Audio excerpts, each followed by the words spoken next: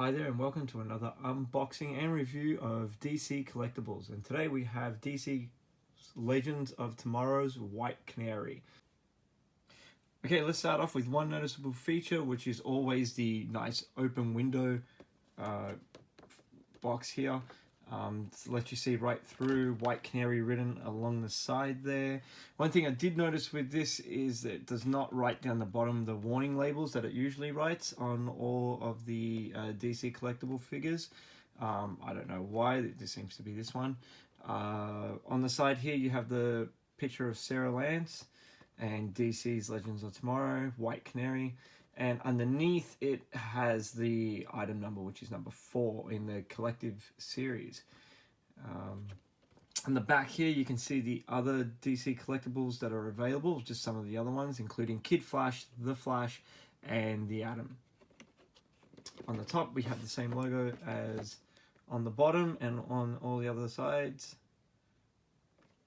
And on the bottom here, we just have some other details. Okay, let's get this one open and check it out.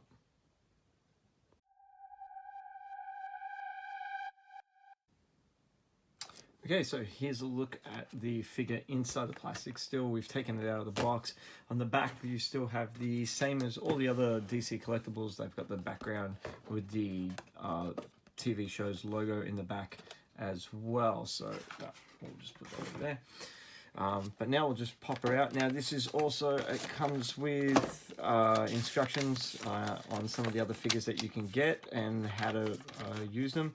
So on this one here, it just shows the Flash, the Atom, White Canary, and Kid Flash. It shows how you can change the head on Kid Flash, the hands on White Canary, and the hands on the Atom, and on the Flash as well.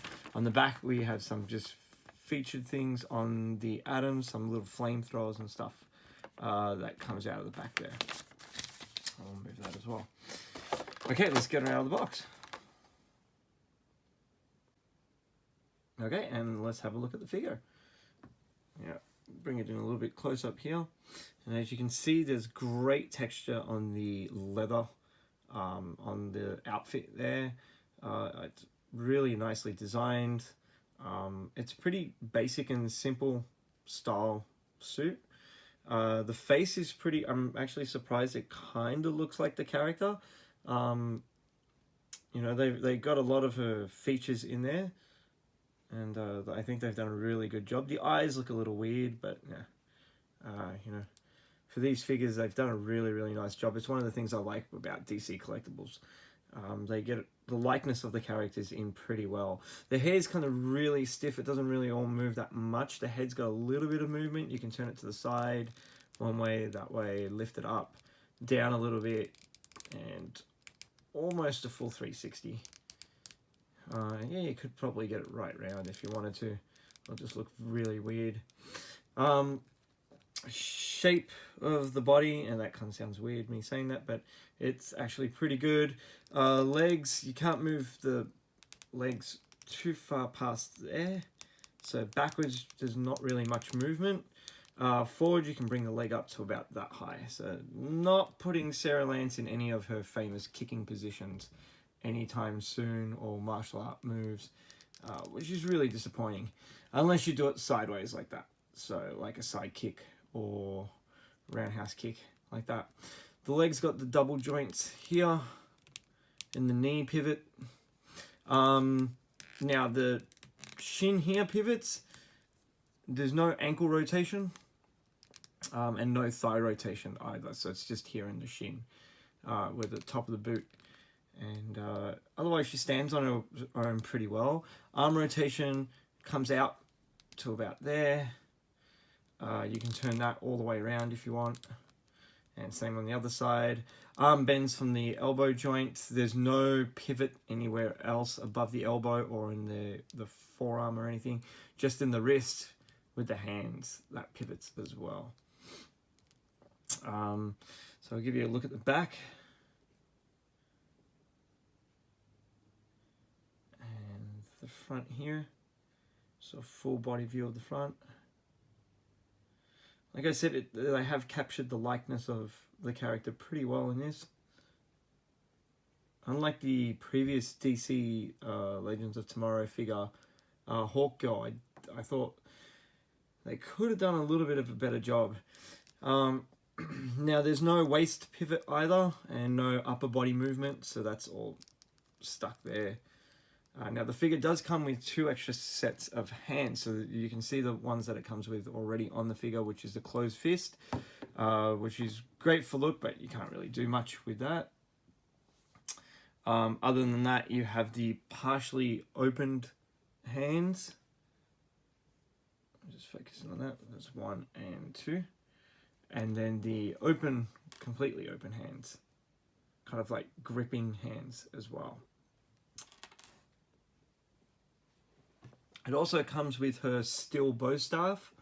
Now, obviously it's not real metal, it's plastic, but the bow staff itself breaks into the 2 pieces, so you can use it like she does in the show. One side is a little bit longer than the other one, if you can see that in length. But, you know, when it's in her hands, you won't be able to notice it all that much. Okay, hands are pretty easy to take off. Putting them on can be a little bit of a pain because they have that wrist pivot as well.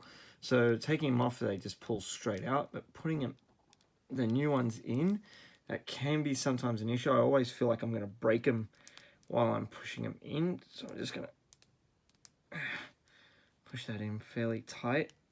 As you can see, it won't go past that point. This has always been my issue. I always feel like I'm going to break the joint here where it pivots into or connects into. I've always feared I'm going to break that. I'll try the other hand first. Yeah, same with this one. It's really, really a tight fit. Okay, that one went in pretty good. So let's try this one again. There we go, finally. Okay, so once it's in, it's got a little bit of pivot. They are very stiff. This one's rotating a lot easier than the other one. Again, I feel like I'm going to break it, so I don't really want to move it too much.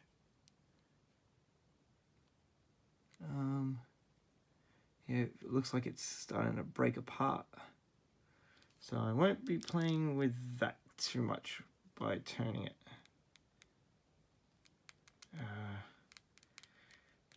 But yeah. So these are the closed hands. I'm going to put the 2 staffs in that and pose her. Okay, my final review for it is that it's a pretty good figure. I like the look of it. I think they've done a really good job with the texture on the suit and just the way it looks. I would like it to have a little bit more mobility, but other than that, it looks pretty good. One final look over the entire figure, starting with the top of the head. Just focus in there a little bit more.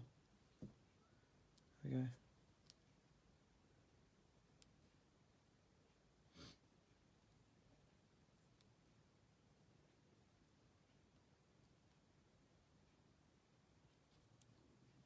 And at the bottom there, you have the 2. There's no peg holes or anything at the bottom. It's just the heels.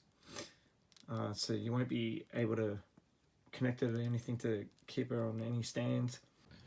Okay, so I just wanted to point out one thing, that the character or the figure itself is really hard to balance in anything more than a pretty much upright stance, which is really annoying. And even that, I shouldn't have disturbed it because it's already starting to lean back and fall. I don't know how I had it a second ago. There we go.